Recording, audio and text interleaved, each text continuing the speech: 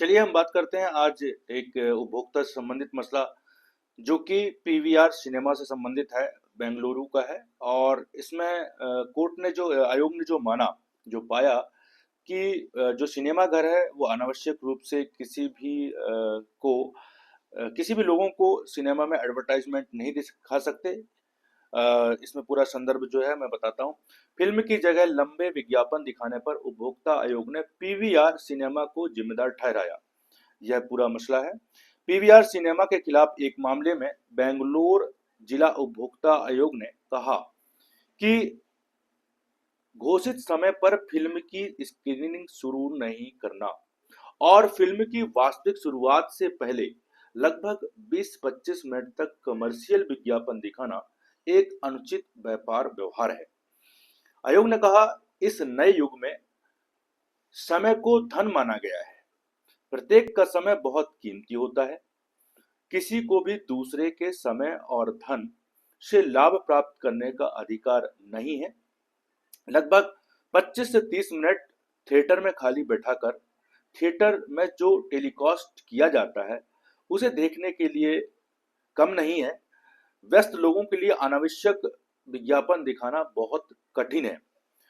यह देखते हुए कि फिल्में देखना जो अन्यथा लोगों को आराम करने में मदद करता है, शिकायतकर्ता के लिए एक तनावपूर्ण नहीं होना चाहिए। आयोग ने पीवीआर सिनेमा को शिकायतकर्ता को उसके द्वारा किए गए नुकसान की भरपाई करने के लिए उत्तरदायी ठहराया। अब पूरा मामला क्या है, कैसा शिकायतकर्ता ने शिकायत किया और क्या आधार थे। तो शिकायतकर्ता ने बेंगलुरु के पीवीआर सिनेमा में फिल्म का जो नाम है सैम बहादुर फिल्म को देखने के लिए पीवीआर मॉल में गया। उसने 3 टिकट बुक करवाए। इसके लिए खुद के लिए टिकट बुक हुए और ये जो टिकट हैं वो bookmyshow.com से टिकट बुक करवाए थे। फिल्म शाम 4:05 से शुरू होने वाली थी और फिल्म की जो पूरी अवधि थी वह 2 घंटे 25 मिनट की थी। शिकायतकर्ता ने फिल्म के समय के अनुसार अपना शेड्यूल तय किया ताकि वह उसी के अनुसार अपने काम की योजना बना सकेगा। उन्हें शाम 6:30 बजे काम पर लौटना था। हालांकि थिएटर में शाम 4:28 बजे जो है शो शुरू होने का कारण यह संभव नहीं था कि वह काम पर लौट सके। शिकायतकर्ता के अनुसार फिल्मों के विज्ञापन और ट्रेलर काफी समय से स्क्रीन पर दिखाए गए थे और फिल्म अंततः 4:30 बजे शुरू की गई, जबकि शिकायतकर्ता और उसके परिवार जो है शाम 4:05 से थिएटर पर बैठा हुआ था। इससे व्यतीत होकर शिकायतकर्ता ने जिला उपभोक्ता विवाद निवारण आयोग बेंगलुरु का दरवाजा खटखटाया और पीवीआर सिनेमा जो इस प्रकरण में उत्तरवादी क्रमांक 1 था और big tree entertainment private limited जो उत्तरवादी क्रमांक 2 बना को टिकटों में उल्लिखित शो जो टिकट में जो टाइम का जो शो चालू करने का जो समय था उसके बाद विज्ञापन चलाने से रोकने का निर्देश देने की मांग किया था। उसका ये कहना था कि जो समय टाइम दिया गया था टिकट में उस समय से ही शुरू किया जाए, उसके बाद ऐसा अनावश्यक रूप से विज्ञापन ना चलाया जाए। शिकायतकर्ता के तर्क इस प्रकार थे।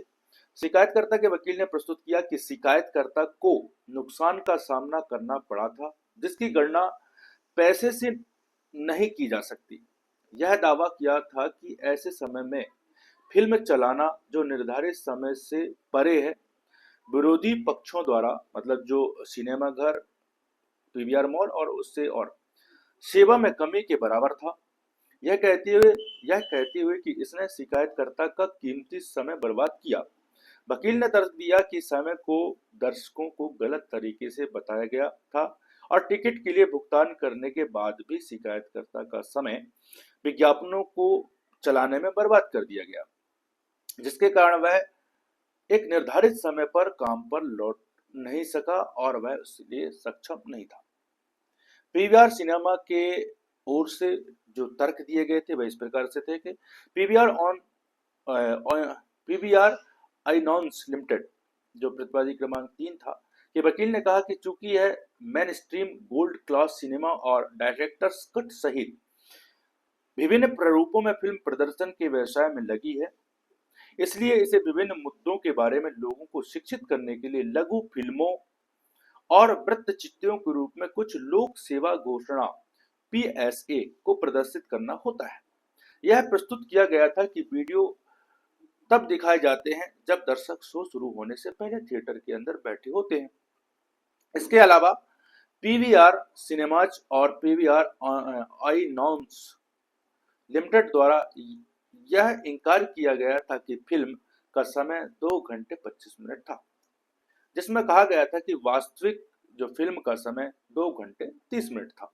वकील ने कहा कि इस अवधि के अनुसार शिकायतकर्ता जो तार्किक रूप से 6:30 बजे काम करने के लिए नहीं जा सकता था और इस प्रकार शिकायत खारिज करने योग्य है। ऐसा जो पीवीआर मॉल और पीवीआर आइनॉन्स लिमिटेड के वकील ने तर्क प्रस्तुत किया।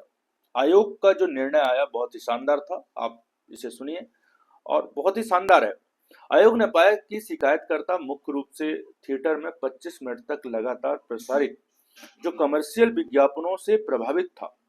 शिकायतकर्ता द्वारा पेश किए गए सबूतों के अवलोकन से स्पष्ट होता है कि 17 विज्ञापनों में से केवल 2 ही दिशा निर्देशों के अनुसार सार्वजनिक सेवाएं या घोषणाएं थी।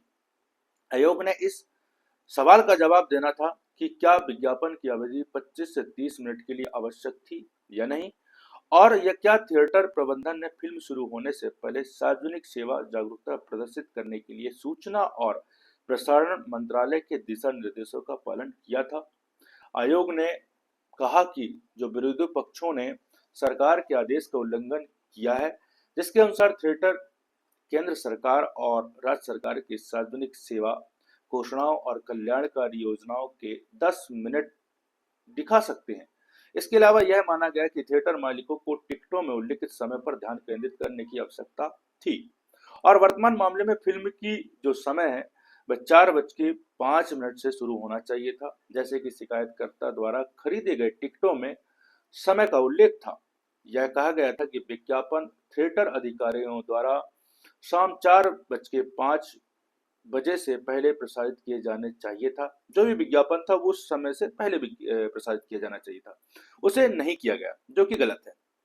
यह देखा गया कि कमर्शियल विज्ञापन प्रदर्शित करने के लिए निर्धारित समय से पहले शो खेलना यह अन्यायपूर्ण और अनुचित है, क्योंकि दर्शकों को शो शुरू होने से पहले लंबी अवधि के लिए विज्ञापन देखने के लिए मजबूर नहीं किया जा सकता। आयोग ने यह भी कहा कि शिकायतकर्ता ने इस मुद्दे को अच्छे कारण के साथ उठाया, क्योंकि जिस दिन थिएटर में फिल्म दिखाई जानी थी उस दिन कई लोगों को इसी मुद्दे को सामना करना पड़ा होगा।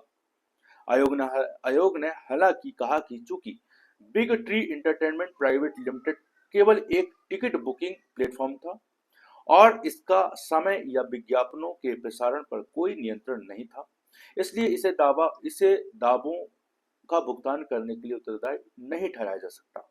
लेकिन आयोग ने आगे यह टिप्पणी करते हुए कहा कि थिएटर अधिकारियों को निर्देशित किया कि वे बड़े पैमाने पर जनता को जारी किए जाने वाले सिनेमा टिकटों पर वास्तविक फिल्म के समय का उल्लेख करें। इसके अलावा पीवीआर सिनेमा और पीवीआर ऑनलाइन लिमिटेड और शिकायतकर्ता को मानसिक पीड़ा और असुविधा के लिए 20,000 रुपए के साथ साथ मुकदमेबाजी खर्च के रूप में 8,000 रुपए का भुगतान करने का निर्देश दिया। मतलब कुल मिलाकर शिकायतकर्ता को 28,000 रुपए दिलाने का आदेश किया आयोग ने। और इसके साथ साथ आयोग ने यह कहा कि पीवीआर सिनेमा को उपभोक्ता कल्याण कोष में जमा किए जाने वाले दंडात्मक नुकसान के रूप में 1 लाख रुपए की राशि का भुगतान करने का निर्देश दिया।